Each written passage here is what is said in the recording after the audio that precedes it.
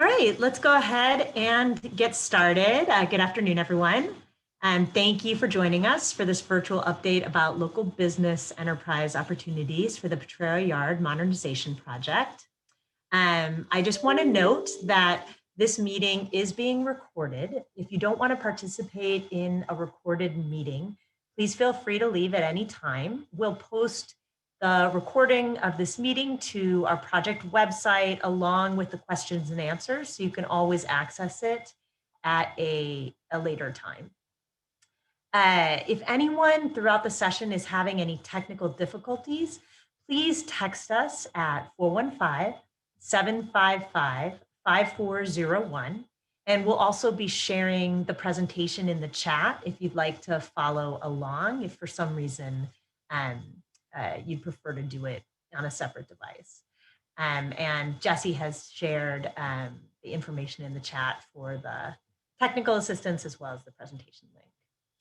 My name is Bonnie Jean Von Crow. I'm the Public Affairs Manager for the Building Progress Program, and I'll be facilitating today's session. We're thrilled you can all join us. We're looking forward to when we can actually meet in person, but we'll do our best to use this virtual space to mimic an in-person experience as best we can. I'm here with the team for the Portrero Yard project. So we have Rafe Ravelet and Licinia Idberi, our project managers from the SFMTA. We also have joining us Tim Kemp from Public Works, who is leading the procurement process for the project. And then we have Jesse Schofield, who's the communications contact for the project from SFMTA. And we also have joining, well, we'll see. We may have our city partner. We've certainly partnered with the with Romulus Asenlu from the Contract Monitoring Division, and Romulus may be joining us as well. And then we have Ben Barnett from the SFMTA communications team, who will be facilitating our Q&A at the end of the session today. Just to give you an overview of what will be happening during today's session, we'll do a short presentation that provides kind of an overview of the project, the current procurement process, and then also a general outline of future opportunities for LBEs, when they're likely to occur. Then we'll open it up for questions and answers at the end. So when it's time for that portion, we'll have folks use the raise their hand feature. And for now, everyone can just kind of keep their hands down, and then we'll take questions and answers at the end, and Ben will facilitate that process. Any questions that we don't get to or that come in after this meeting, we're going to be putting out a question and answer document that sort of records everyone's questions and the answers. So that will be accessible after the meeting, and we'll post that on our project website along with the recording from the meeting. We also have a sign-in form that's linked on the event website page. If you'd like your contact information shared on the SFMTA project website to facilitate networking during, we'll post that on our project website afterwards, and that can be a place where for networking for folks who are interested in the project, a good repository for names and addresses. And just to let you know, during today's call, I'll continue to pause here and there to kind of give some of these updates that you may have already heard, so bear with me on that. Okay, do we have Romulus yet? I don't see him. So I am going to go ahead and introduce Rafe Ravelet from the SFMTA. He's one of the project managers for the project. And Rafe, if you could give a project overview and take folks through the project, that would be great. Take it away. Sure. So this is kind of the briefest of project overviews. And obviously, by definition, everybody who's a participant on this call is local. So you've probably read a bit about the project or familiar with the project location, but nonetheless, here's kind of a quick overview. You can see on this slide the location of the project, which is in the Northeast Mission. It's about a 4.5 acre site that effectively occupies 2 city blocks, and it's immediately adjacent to Franklin Square on the north side. And as you all probably know, it's very much a mixed use neighborhood. So there are kind of, PDR, production, distribution, repair, light industrial uses, offices, commercial uses, and then obviously recreation and civic uses. A great location. We think it's a wonderful location for the existing bus yard and a great location for the new facility that we envision. Next slide, please. So real quickly, just kind of the purpose and need of the project. This is kind of in no particular order, but there are many reasons why we're pursuing what is, of course, a very substantial project in scale. In no particular order, one is concerns about seismic resilience. We have a facility currently there that's over 100 years old. It was built in the 19-teens.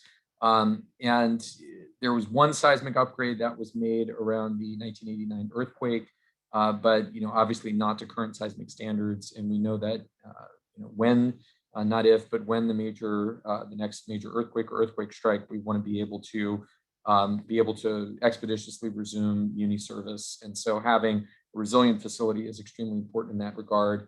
Another reason is really just kind of the overall condition of the facility, both from the standpoint of the working conditions for frontline workers, who are obviously an essential part of what makes the city go, what makes Muni go, and also from the standpoint of just overall efficiency. The bus facility is where the buses are stored, and it's also where they're maintained. And current aspects of the layout of the existing facility, especially low ceiling heights, kind of sequential bus bays, that's another feature of the current design. These are things that really limit our ability to process the bus maintenance needs in an efficient manner. Another reason is we are looking to expand capacity and add additional buses to our fleet. We know obviously that public transit in San Francisco throughout the United States has been severely impacted by COVID, but we know that as the city recovers, as the region recovers, as the country recovers, that transit is going to be just an essential component to the restoration of our cities and the restoration of economic activity. And so we as a city have outlined very ambitious mode shift goals in terms of sustainable trips. So we do fully expect that over the next several, even really in the near term, but certainly over the next several decades and over the life of this project, that we will need a larger bus fleet than what we currently have. And larger buses, incidentally, too. So we have currently a mix of 40-foot and 60-foot buses at Portrero Yard, and we anticipate that the percentage of 60-foot buses will increase. Another reason for the project, finally, is the transition to battery electric buses. As many of you probably know, the facility that is currently there on the site is for trolley buses that run on overhead lines. And we, as a result of state mandates, are basically transitioning our entire fleet to the battery electric mode of propulsion. And that kind of retrofit on a facility by facility basis is by itself very costly. So the reconstruction of this facility allows us to kind of piggyback that improvement with the other facility improvements that I mentioned. Now going on to number 2 on the slide, the project objectives you can see them all outlined here in terms of the transit and transportation objectives. Really what we're looking for, to put it as succinctly as possible, is a resilient, modern, expanded bus facility that will allow us to put exemplary service on the street. Less deferred maintenance, more rapid turnaround times, cleaner buses, all those kinds of things. And having a state-of-the-art facility and an expanded facility will help us to accomplish that. The housing piece and the commercial piece, in terms of ground floor commercial development, this is something that's gotten a lot of attention in newspaper articles. It's gotten a lot of community interest, of course.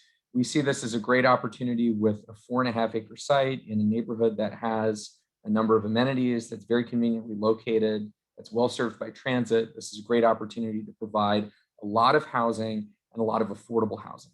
We're looking for at least 50% of the units on the site to be affordable, and that is a floor. That's not the target or the ceiling. And we're actually expressly imploring the developers that are responding to our solicitation to increase that percentage as high as possible, even up to 100% affordable.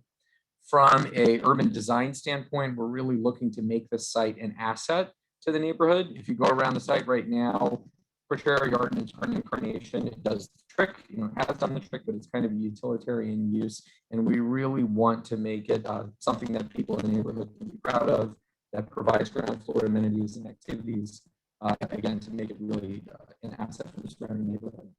We want the project to be on time and on budget for obvious reasons for a project of this scale. And then another component of the project is asset management, where this is not just a construction project, but is a project that. Rafe, Oh, can I jump in for just one yes, second? You're breaking up a little absolutely. bit, so Okay, I don't know if there's there we a. go. I'll turn off my Yeah, video. that's better. That's better.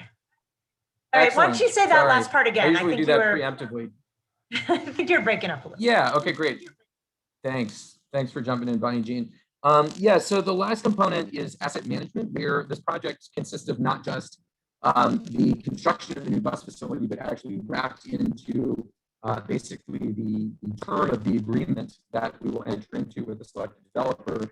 There will be ongoing maintenance of the bus facility and periodic capital improvements so that we don't build it and then see deferred maintenance pile up, and instead make sure that it's exceptionally well maintained throughout its life.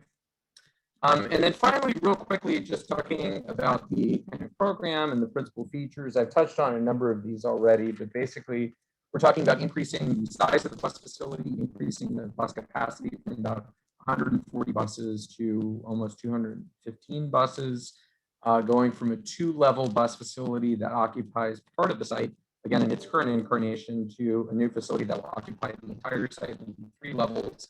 There will be housing above up to 100. You're breaking up a little bit again, Rafe. Oh, I'm sorry. Let's see, let me reposition myself. But we're talking about on the upper floors going up to 150 feet in height, and then 525 to 575 housing units, and again, a minimum level of affordability of 50%, and also the maintenance component that I mentioned. So ongoing maintenance to the facility. And that's kind of the quick overview. Hope everybody was able to understand that. Thank you, Rafe. Folks, if you, this is Bonnie Jean again, so welcome. I noticed that we've had new folks join. Just a reminder, if people, this meeting is being recorded. So if you do not want to be recorded, you're welcome to drop off the meeting and then, access the recording later. It will be posted on our website. And then if you are having any technical difficulties, a reminder again, please just text us at 415-755-5401. We'll post that link in the chat again, along with a link to the presentation. And then just to recap, we are going to do the presentation and take questions and answers at the end. But thank you so much for being with us for information on the Portrero Yard project. Before I hand it over to Tim Kempf to talk through the procurement process, I wanted to welcome Romulus Asenlu, Director of the Contract Monitoring Division. Romulus, if there's any sort of welcoming remarks you want to give to folks before we kind of launch into the procurement, now that we've done the project overview, I'd love to give you the floor. Welcome. Thank you. Thank you, Bonnie Jean. I wanted to welcome everybody here, especially the LBEs that are in the room, quote unquote, the virtual room. I certainly wish that we could have all met in person, because these things are definitely the kind of opportunities where people can meet face to face. And as we go through the presentation, please, think about how or where we could, as a group, help to get more LBEs, especially those from the surrounding neighborhoods, on this project. This is a long-term project, very complex, but also have different types of services that may yield opportunities for many types of disciplines that LBEs have. So again, welcome, and I'll toss it back to Tim and Bonnie Jean. Thank you. Thanks so much, Romulus. Okay, Tim, if we want to jump to the next slide and have you walk through the procurement process, or maybe that's on this side, and kind of some of the next steps for LBEs.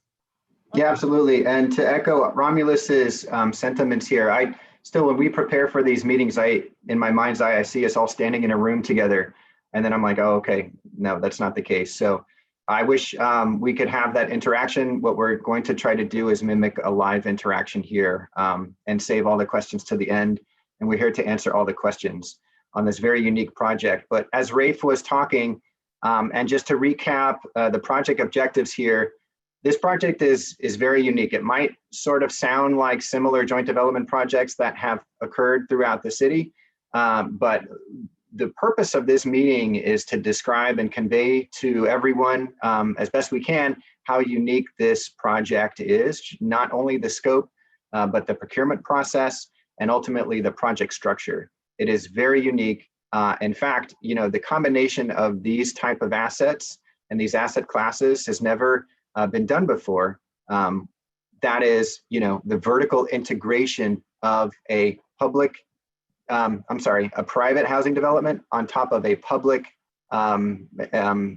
municipal facility, a public asset. So it's that vertical integration of building and delivering both of those private and public assets in one building, in one project, and in one procurement.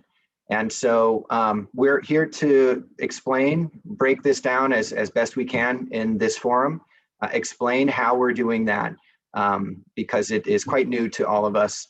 And the RFP is available to look, and you can see exactly what we're talking about there. But the purpose of this is to kind of condense it down and make it digestible in an hour-long format. So that's my goal here. I hope this comes across as clear to you, and we'll have an open discussion in the question and answer at the end. Again, this project structure, while it's unique to the city, it certainly is nothing new in the state of California, and definitely nothing new across the country, which is this notion of joint development, bringing the delivery of a private asset and a public asset together in one project. But to talk about this one and to bring us up to speed where we are now in this procurement for this project, we have 3 shortlisted proposing development teams. And so that shortlisting was announced on December 23rd, which culminated the step 1 of this 2-step procurement process. So that was the RFQ phase that had culminated with the announcement of that shortlisting. And so the names that you see here are unique names because the shortlisted teams are teams. They're a consortia or a group of multiple entities, right, to deliver the multidimensional aspect of this project. And I say that because, well, let me just kind of outline the core members of this development team. So this procurement right now is selecting the core development team, and those teams are comprised of these 6 entities that you see listed here, all of which come under the lead master developer. So the lead master developer is ultimately the counterparty to the agreement. We also have an affordable housing developer, a housing developer, a design consultant, construction management consultant, and a facilities maintenance consultant. And so these are, I guess, there are a lot of other things to be done after we select the successful development team, which I'll describe in the next slide. But we based this selection on this core group of individuals. And I should also note that within the design consultant member of this consortium, the design consultant, we had a requirement in the RFQ that the design consultant must include at least 1 key personnel from a currently registered LBE design entity. And so the design consultant as a member in and of itself, it can be multiple firms. It can be 1 design firm or multiple firms. And as you can imagine, most of you being designers, as is the focus of this session, we have housing, we have affordable housing, we have a bus maintenance facility. Each one of those is its own special design approach. And for that reason, that's why we call the design consultant, potentially a collection of individual firms. But we wanted to make sure that we had LBE representation right away. And so we had their participation within this team as a pass-fail requirement. So that was to bring in all of the proposing teams to make sure that we were getting that initial participation right away. And so the next steps of the procurement, which is where we are now, is that we have issued the RFP as of April 9th. We just published that, and the RFP. And so it's that which you can see on the Public Works bid documents website. So to talk a little bit about the project phases here. And again, this is going to overlap, and I'm going to talk about the project phases kind of concurrently with while we contemplate the broad scope of this project, because it is truly long-term.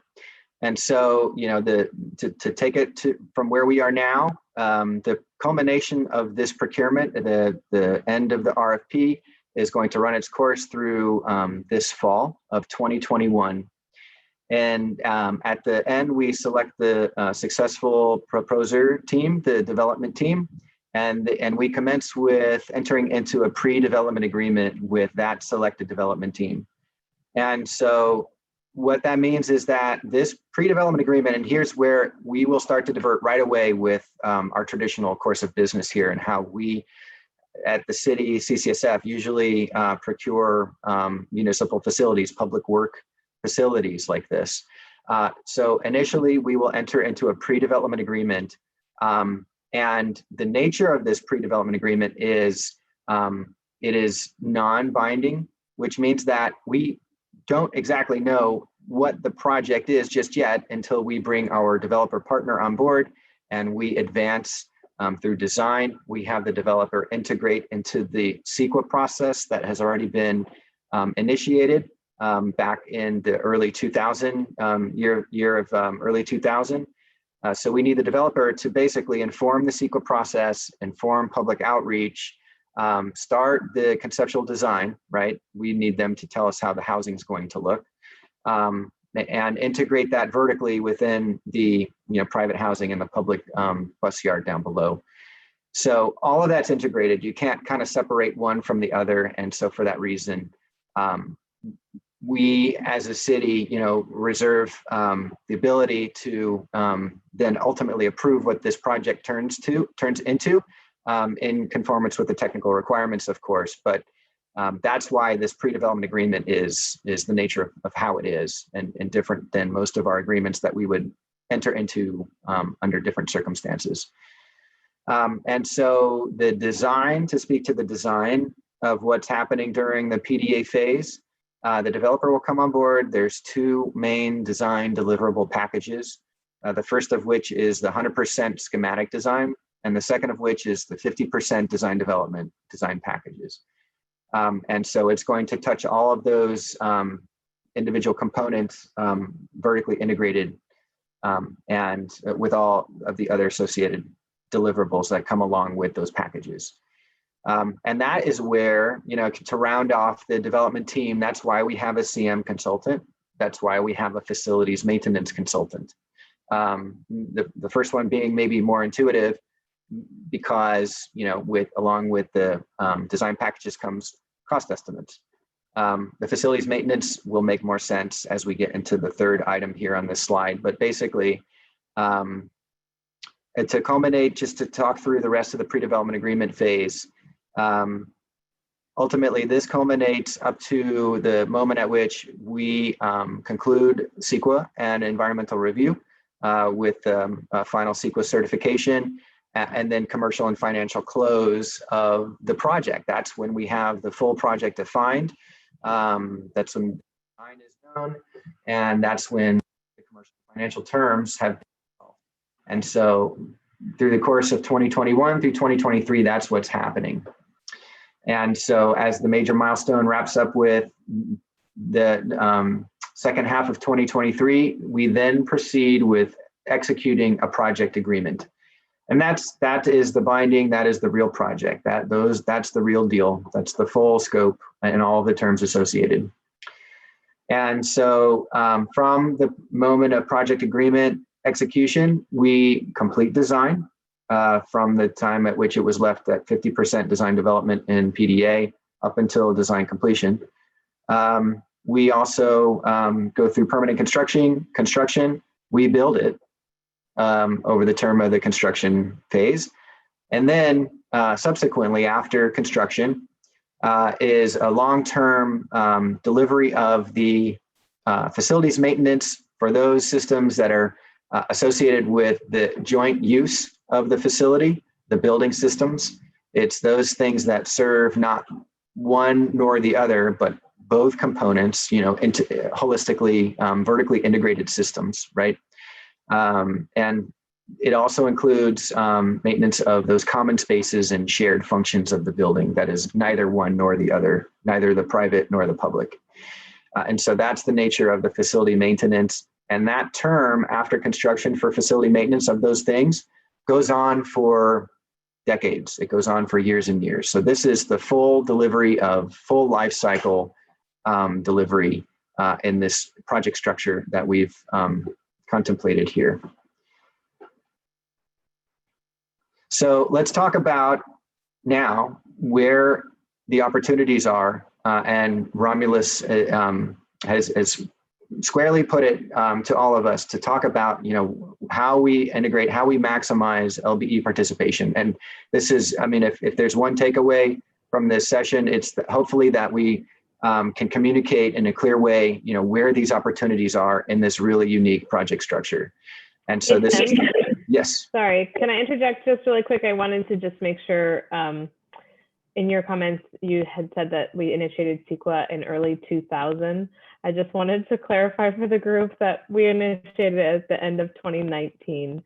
So we have not, it hasn't been 20 years of CEQA review. That was but, good point. 2020, yeah, I forgot the 20, that's right. Or end of 2019, that's right, as you said. Thank you. So to get back to, I guess, kind of the first opportunity for contracting. And so recognize that now at this point, while we're talking about future opportunities that are likely within this project, this will be after we have selected the lead developer, and we are in a pre-development agreement between city and the lead developer as the sole counterparty in that agreement. So that means that from this point on, these contracting opportunities would be under the lead developer and led by the lead developer, and recognizing our project objectives to maximize LBE participation and opportunities here. So to look at kind of the broad spectrum of all of the scope that will happen, again, on the previous slide with respect to what happens during the pre-development agreement phase, it's going to be design, it's going to be public outreach, it's going to be communications, construction management, cost estimating related things. We're just listing a couple of things that kind of feel like the obvious ones. It doesn't end there in these listed potential opportunities. But basically the timeline is, upon execution of the PDA, then the development team will be engaging all of their multiple work streams concurrently to satisfy all of the scope during the pre-development agreement phase. And so that time is basically around the time of PDA execution, around the end of this year, calendar year 2021. So again, this is kind of running down the same list of things that happened during the pre-development agreement phase. And one other main opportunity is actually when the lead developer procures the design build contractor, and when the lead developer procures the facility maintenance contractor. And so what's happening here is that, we're not doing a design build now because we don't know the full design of the project. We have yet to identify, what that actually looks like. And for that reason, we can't, until the 50% design development is done by the core development team, that we can then, the developer can then procure the sub-agreements under the lead developer, which is the design build contract and the facility maintenance contract. And so keeping that arrangement, that contractual arrangement, and the risk allocation where it should be with respect to counterparties being city and lead developer, then for that reason, lead developer then goes to market and solicits these two main contracts. These are the main procurements. This would be the main opportunity for additional work as well. That's likely around this time of second quarter of the year 2022. So at the time at which we have 50% design development, and up until that moment, the lead developer is coordinating with the city project team to organize this procurement process for these procurements. And what that means is that while the lead developer is actually running the procurement and is not the city doing it under a normal Chapter 6 agreement or a Chapter 6 procurement rather, we are still there alongside the lead developer, looking at their processes, their methods, and their selection and evaluation criteria, and giving our endorsement of that before they go to market to do those things. And so that's why we say it's procured by the lead developer with city oversight. And so those are the two, main areas of future opportunities that are likely for additional design work. And so with that, I'd like to turn it back over to Bonnie Jean. Thanks, Tim. So yeah, before we start with the Q&A portion of today's session, just review a couple resources for folks. So, we will have all of these materials on our Portrero Yard Modernization Project website, which is, you see the website address there, sfmta.com/Portrero Yard. You can find a lot of background out about the project, and then specific resources from this meeting. So we'll be posting the Q&A that gets asked today on the project website. And if any questions trail in afterwards, we'll include those as well. We'll post a recording of today's session on the site, as well as the contact list. So I think I mentioned that we do have a sign-up sheet if you, and we'll be posting that in the chat again, but it's in there where folks who are interested in the project, we can put together a contact list. And this is really our goal, is to facilitate networking. As Tim said, we're trying to mimic, what would happen in person, even though we can't meet in person right now. So we'll post that on our project website as well. And then to just, the shortlisted teams are on the project website too, with all of the, all of the members of the team. But we have 3 teams, Portrero Mission Community Partners. The lead developer there is Edgemore Infrastructure. We have Portrero Neighborhood Collective, and the lead developer there is a Plenary Group. And then Portrero Yard Community Partners, and Fengate Asset Management is the lead developer there. So just to give you that information, and there's additional information and links to the RFP are in the project website as well, to link to the public works site where the RFP is. So with that, I will hand it over to Ben Barnett, and we'll open it up for questions. And Ben, if you can take folks through like how, if they have a question, what they should do, and take it away. Good afternoon, everyone. I'm Benjamin Barnett with SFMTA. So now we would like to open the question and answer portion of this meeting. So if you have questions, please raise your hand and we will ask you to unmute. If you're joining by phone, you need to press *9 to raise your hand.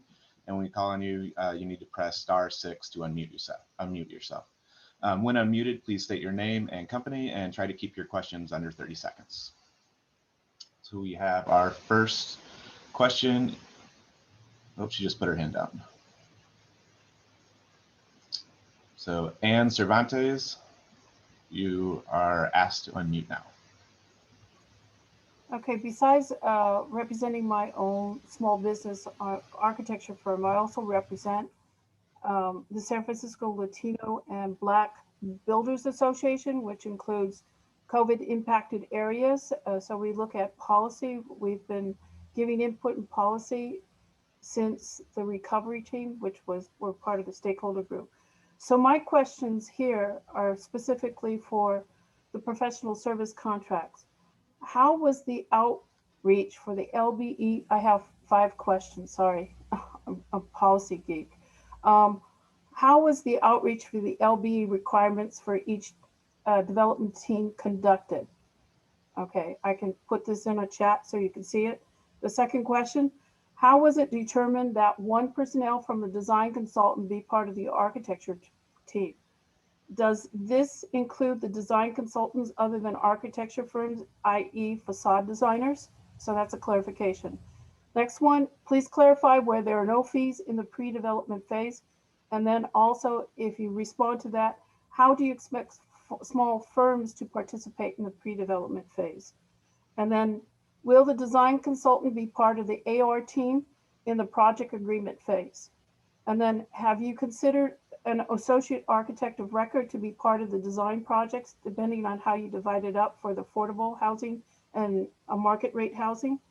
And has there been any talk on how the associate architect do work with modules assigned via Revit? So those are specific questions. If you want me to put it in the chat, I can put them in the chat.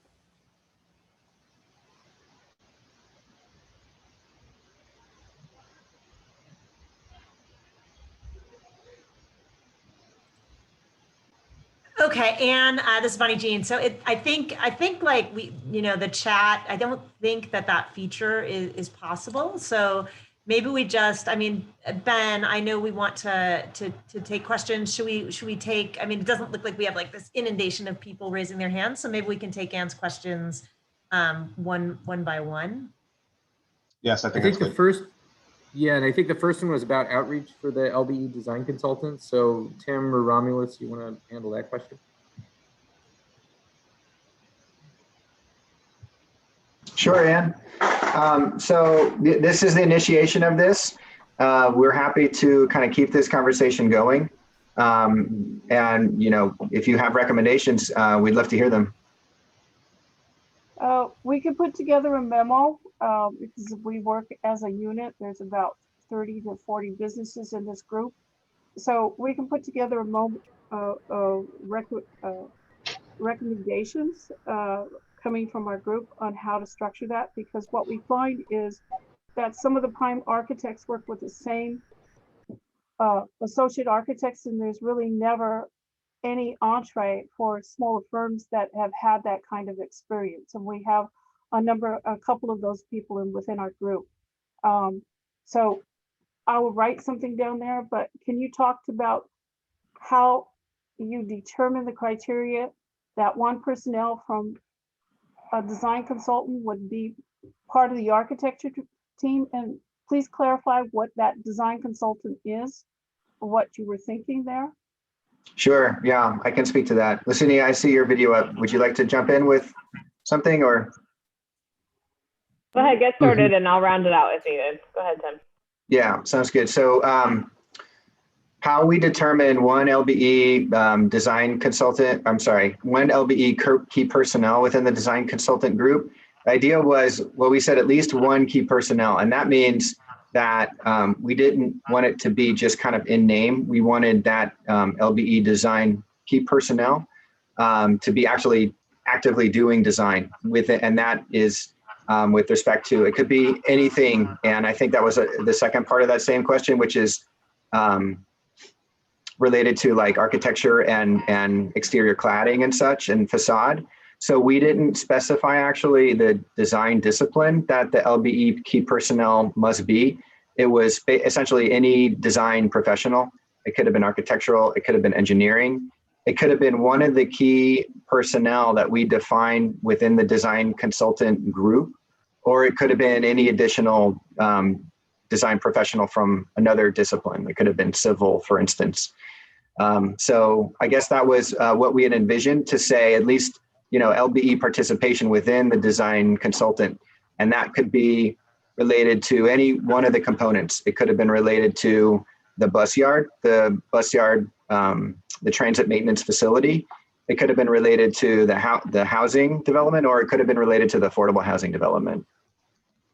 So I think you might narrow it down so people will feel comfortable in responding to your RFP, whether you're looking at someone that has site capacity and experience to basically diagram or to program of the facility, whether it be housing, you know, what's located, what the adjacencies are. I think you need that input, and especially someone that has knowledge of that community in the area of what they're looking for, so they don't see it as uh, a gentrification project. Okay, because you've got a lot of sensitive people on that side of the city, especially with Portrero and the local mission people. I would just recommend that you just narrow it down so you can get those uses on the ground floor that really integrates into the community. That's all I'm saying here is that I was just concerned because I've seen a number of RFPs come out for a facade designer, and that basically takes in a lot of the participations and leaves those small architects or engineering firms out of the process. So that's what I'm just exploring, how you could just narrow that focus down. I don't know if it's too late because you already have your core teams. So there's also another one, please clarify, and I've worked with MOCD before and as an associate architect on affordable housing, but can you please clarify where there are no fees in the pre-development phase? Sure, I'll jump right back and make a couple of two responses to the previous question. And then we could talk about fees during the pre-development agreement phase. And I can, I'll say those three things and then I'll turn over to Lucinia.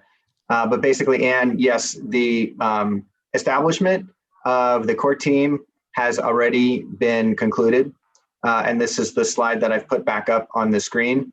And so the RFQ pre-qualification and selection and shortlisting has already been completed as of December 23rd. So right now we are working within the constraints of those core development teams that have already been pre-qualified and shortlisted. And then secondly, what we're trying to do is, I guess, draw this line of connection between the LBE community and these shortlisted teams. And the contact list for representatives from all three of the shortlisted proposing teams is shown here in this presentation, which is also posted on the SFMTA website, which will be right alongside the attendee list for this session. And that will include the contact information for someone from each of the proposing teams. And then to speak, Lucinia, would you like to jump in there? And then just one final third. Yeah, go ahead. Yeah, I can jump in. I know, just the question, I think if I'm understanding the question correctly, the question was about fees. And essentially, we do have a provision in the RFP process whereby there is, and I know Mayor's Office of Housing does something like this on a smaller scale for smaller scale projects, but where, there's essentially compensation for the teams that are unsuccessful. And so we have that regime is basically established, whereby if you were not a successful proposer, because of all of the design work and due diligence that's happening during the pre-development phase, there is compensation for that work. And in exchange, the city basically gets the right to that work product from those unsuccessful development teams. And then there is a fee structure for the selected developer as well, in the event that, for whatever reason, the project doesn't proceed all the way to financial closing. So we've identified certain termination payments, and the expectation is that, that those payments, whether during the PDA phase or during the RFP phase, to the unsuccessful proposers, that would also, it would go on a proportional basis to the LBE designer, basically, on those teams. Thank you, Rick. There was one other question too. I can chime in here too and attempt to answer it. And I know we've got other people in the queue, but there was also a question about kind of the approach for the affordable housing component, design approach for the affordable housing component, market rate component.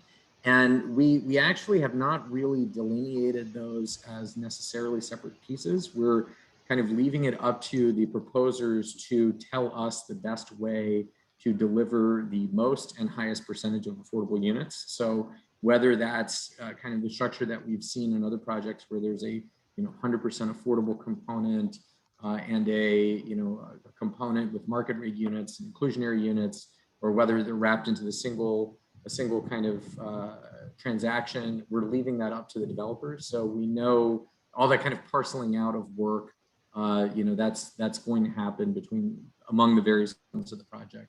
That will become better defined as we proceed. But throughout the entire process, I guess something that we should say is that we're working very, very closely with the Mayor's Office of Housing. And they're a partner on this project, and they will be intimately involved, have been intimately involved, and will be intimately involved as we go through the RFP process and then into the pre-development agreement process. Thank you. Next up is Robo Gerson. I will allow you to talk and unmute yourself now. Hi there, Robo Gerson. I'm with Shoal Studios here in City. I've kind of pieced together, I think, the answer to my question, and forgive me, it may come across as naive. This is my first pursuit of an LBE project. But in looking at the Portrero Yard page on the MTA's website, it looks like the development teams are kind of established at this point. Is the pursuit, what future opportunities are going to be for a firm like mine outside of petitioning these lead developers for inclusion? Yeah, thank do you you. want to take that question? Yeah. Sure, yeah. So it's basically what you see here. And, this is the identification of where that time of that future opportunity lines up with the progress of the procurement process and the project structure. And so it is after we select the lead developer, then the lead developer would round out their team for all of those professionals that are beyond their core members. And so that happens at the end of 2021. And then subsequently, the main procurements that happened under the lead developer happen in second quarter of 2022. That's where we envisage the initiation of the procurement of those two main contracts, the design build contract and the facility maintenance contract. And can you talk, Tim, a little bit about the components of the design consultant, I guess, that we established in the RFQ phase? We tried to delineate those requirements somewhat and not just say, you need a designer. We had certain, and I guess I'm talking about some of it, I guess, and Tim, you can jump in. But we did require that the design consultant or a member of the design consultant component of the team have experience with transit facility design, because that's a very, very technical component of the project. And so if you're experienced in, multifamily housing construction, or if you build hotels, that doesn't mean that, or design hotels, that doesn't mean that you have that expertise. So that's kind of one component that we were looking for. We also look for experience with multifamily housing, given that that's a major component of the project. And then, of course, we wanted to make sure that at least some component of that design expertise was occupied by an LBE firm. But I think with all of that, and Tim, you can fill in any blanks that I'm missing, but I think beyond all of that, we know that there are a lot of design disciplines that have not been kind of populated on the teams yet. So, all of the engineering disciplines, at the proposal stage, this is kind of, high level kind of schematic work, or not even schematic work, that we're asking them to complete. So I would suspect that there are a lot of blanks that essentially need to be filled to fully round out those teams. And Tim, sorry, I answered a lot of the question myself, but if you have anything to add to that. Yeah, that's a good point. And just to build on what Rafe has said, if you go back to the RFQ, this is all available publicly. Obviously, it was the RFQ was issued back in October. And so what we said back then was that the design consultant has to have demonstrated project experience in those three major components of the project. And leading off with the most important one, the impetus for the project, the reason why this is a project is the bus facility. So we required demonstrated design experience in public transit maintenance facilities. It's a very, very specific design discipline, in fact, a niche. And the second component was housing design. And then the third component was affordable housing design, demonstrated experience, successful track record of designing affordable housing And so all of that is spelled out in very a lot of detail in the RFQ as well, just to round out what Rafa said. All right, thank you very much. Next up is Jennifer Trotter. Hi, thank you for this opportunity to ask a question. And I think my question is actually more towards Ms. Cervantes. She had mentioned a San Francisco Latino and Black collective of sorts. And as a participant of one of the lead developers, I would love to get in connection with that group and any other groups that are collectives of small and local and diverse businesses. Will that information, or could she share that information with SFMTA to share with the lead developers? Yes, absolutely. And we will, Jennifer, what we want to do is post a list of attendees on the project website. And that will include not just, it'll include the representatives from the 3 proposing teams. So they will be identified as such: Edgemoor, Plenary, and Fengate.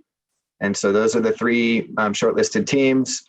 They're under, the title of their respective consortium, as you see here. But those are the names to look out for. Their full contact information will be included in that list of attendees that we will post on the project website at the end of this meeting. Right. Just to clarify, I'm part of one of those teams, and I was wanting some of the information for that Ms. Ann Cervantes provided on a certain group that was pulling together. I think she said 30 or 40 different local design businesses. This Yeah. is Bonnie Jean. I'm just going to jump in. And when you fill out the sign-in form, there's a space to give like additional information. And so, that can be a great place to put any additional information from the group you're talking about or a website or something like that, so that it'll be included in the contact sheet. I think that would be a good place to put that. So would I have to get permission because I chair this group? We have developed a market study of each of the businesses and what the size of projects they handle, the disciplines, their market, both as construction managers, architects, engineers, and general contractors and specialty contractors. They're all listed with a license. And most of these people are in the Bayview and in the Mission and some south of Market, and it shows their bonding capacity. But with that, it's copyrighted, so I would have to deliver it to each of the developers themselves with a MOU, given our understanding. It's only for one-time use, so it can help assist in connecting with those businesses that really employ from the eastern side of the city. And most of these businesses are small union contractors, just FYI. So I'd be happy to share that with each of the developers, but just not to spread it around because we spent a lot of time pulling it together. Yeah, absolutely. And does it make sense to forward that form to each of the 3 proposers? Does it? Oh, sorry. Yes. Okay. I'll do that. If you give me their emails and contact, I will forward that list with just the stipulation of its use. Okay.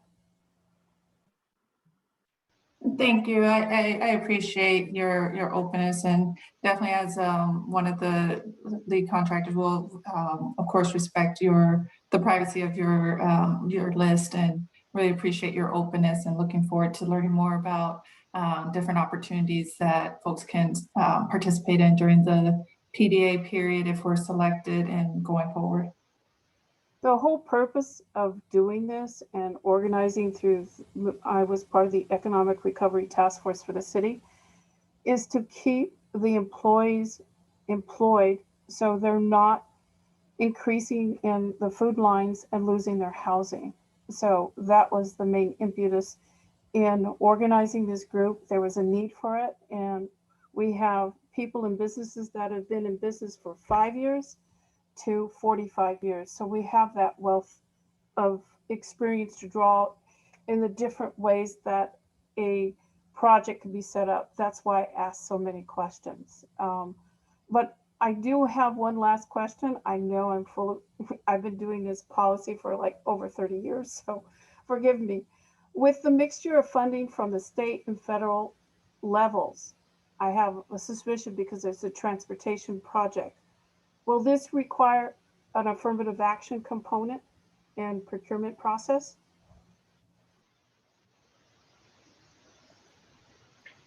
No, we currently don't have any program federal fund sources. That's not to say that there can't be. There might be a scenario where the developers present a funding strategy that makes sense in terms of timing and what has already been laid out in terms of CEQA as well. But currently we don't have an affirmative action component to this procurement. Thank you. We have one more question. Azad Engineering. Hi, this is Masa with Azad Engineering. We're a LBE firm in San Francisco doing construction management. My question is, at this point, and considering that the teams are kind of established, so are we supposed to reach out to the contractor to offer our services, or are you sharing the attendees list or interested list with a contractor and let them contact us? I think that's not clear to me whether I should contact a contractor or the CM firm or the designer firm to kind of see if there are any services that we can support. Yeah, if I could just say, if everybody on this call could fill out the form, that means that your information and contact information will be captured in the list of attendees that will then get posted on the website. And that will include everyone on this call, all of the representatives from the LBE community, and whomever else may be on this call, as well as the representatives from the 3 proposing teams. So all of that contact information will be gathered through that process, but you have to fill out the form. And this is, I guess, the third reason for this meeting, which is to provide a sharing platform for those connections to be made. But at that point, you as an LBE, designer would be reaching out to the proposers and vice versa to make those connections. And Right, so really a link to that form was just put in the chat.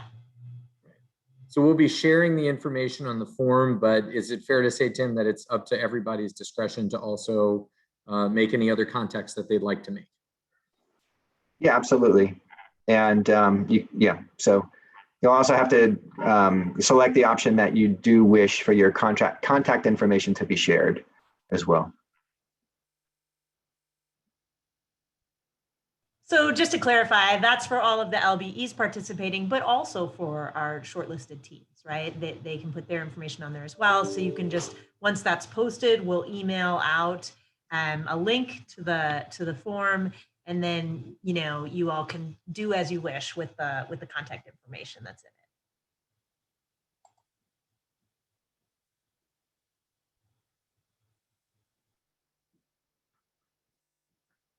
I know we're nearing, we're just actually 1 minute over.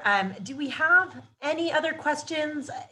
Ben, it looks like I see Anne's hand up one last time. So maybe, I know we want to be respectful of everyone's time, but we can probably just wrap up. Anne, if you have an additional comment or question. Yes. In part of being in selection panels at the port and the airport in the past, I've been a community representative, whether it comes to whatever issues that they're looking at for contract procurement. I think what we're doing, and we had this as part of the recovery in talking with developers because we knew what was happening in the city. Have you given any thought to having a community representative on the selection panel with experience in RFP selection?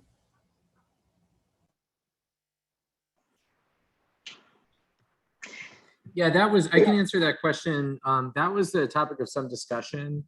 And we ultimately decided we have, as you may know, we have a neighborhood working group.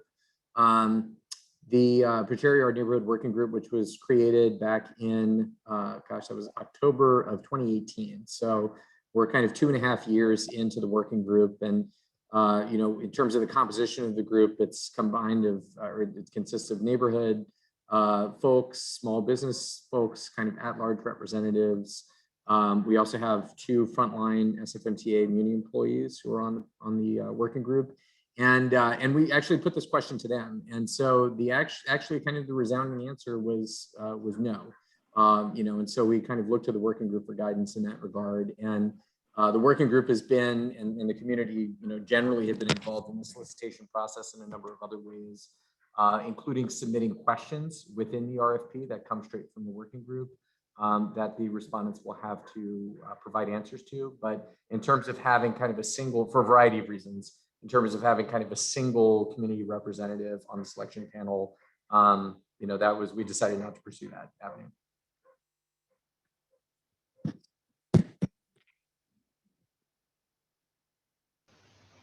Thank you, Rafe. Well, thank you, everyone. So again, we appreciate all of your time and for everyone joining. I don't see any other questions. So as we've said a number of times, you know, we'll post the recording, the questions, the contact sheet on our website.